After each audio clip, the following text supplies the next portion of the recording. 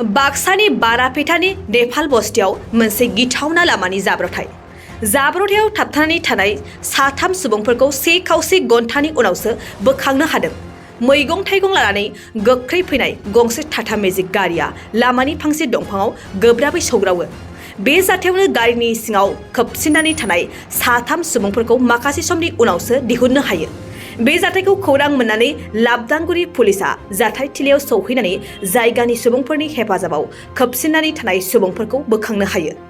मिथिनाय बादिब्ला जाथायाव जोखोम जानाय हाबिजुल इस्लाम, चाइमुद्दीन आली, चामचुल हक, हालाल मण्डल आरो चारिफुद्दीन गासै 7 सुबुंफोरखौ बरपेटा सरकारि देहा फाहामसालियाव थिसननाय जाबाय।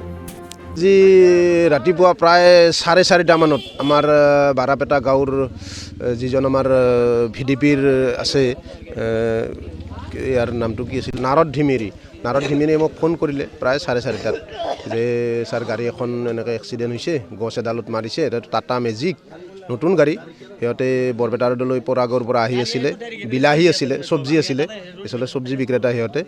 তাৰপিছত আমি ইমিডিয়েটলি আহি গ'লোঁ। আহি গৈ দেখিলোঁ ভিতৰত 2জন মানুহ বাহিৰত আছিলে, সিহঁত চিটিকি পৰিছে, সিহঁতক আমি উঠাই বাকী 3জন ভিতৰত আছিলে, বহুত চিৰিয়াছ কণ্ডিশ্যন আছিলে।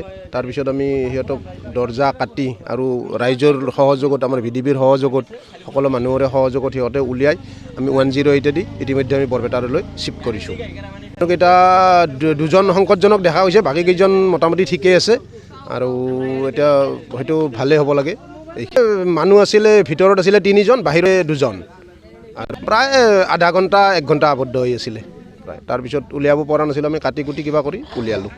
আজি ৰাতিপুৱা প্ৰায় 4টা বজাত আমাৰ পুৰা গাঁৱৰ পৰা চব্জি লৈ অহা গাড়ীবোৰে অতি তীব্ৰ বেগত অহা যোৱা কৰা আমি দেখা পাওঁ। গতিকে আজি ৰাতিপুৱা 4টা বজাত এখন গাড়ী আহি বাৰাপেটা নেপালী বস্তিত